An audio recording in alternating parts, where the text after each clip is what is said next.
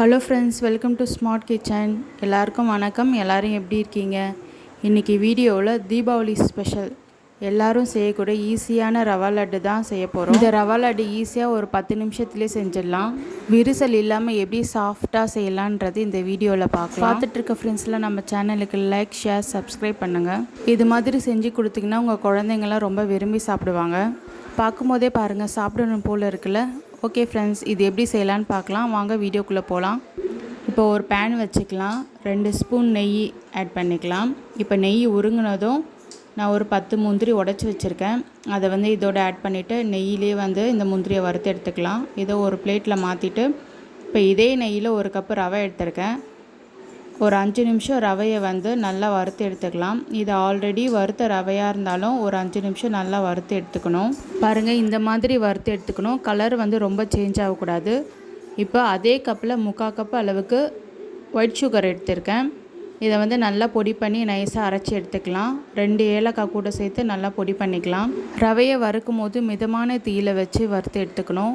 இப்போ பாருங்கள், ரவையை வறுத்து எடுத்ததில் இப்போ பொடி பண்ணி வச்சிருந்த ஏலக்காவும் ஒயிட் சுகரையும் இதோட கலந்துக்கலாம். இதெல்லாம் செய்யும் போது ஃப்ளேம் மீடியம் ஃப்ளேமில் தான் இருக்கணும். சர்க்கரை கொஞ்சம் உருகும்.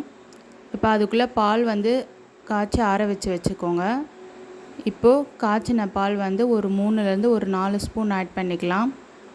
ஆட் பண்ணிவிட்டு இதை நல்லா கலந்து விட்டுக்கோங்க. இப்போது இந்த பால், சர்க்கரை இதெல்லாம் கலந்து கொஞ்சம் மெல்ட் ஆகும்.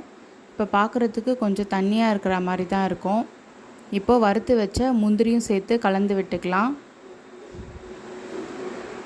இப்போது ஸ்டவ் ஆஃப் பண்ணிவிட்டு 2 ஸ்பூன் நெய் ஊற்றிக்கலாம்.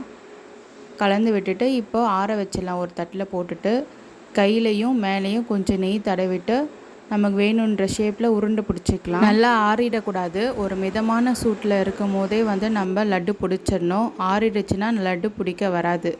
பாருங்கள், எவ்வளோ சூப்பராக லட்டு பிடிச்சாச்சு. இப்போ மீதி இருக்கிற எல்லா ரவையிலையுமே லட்டு பிடிச்சிடலாம். ஒரு கப்பு ரவைக்கு எனக்கு 15 லட்டு வந்தது. பாருங்கள், நான் உடச்சி காட்டுறேன். எவ்வளோ சாஃப்டாக இருக்குது.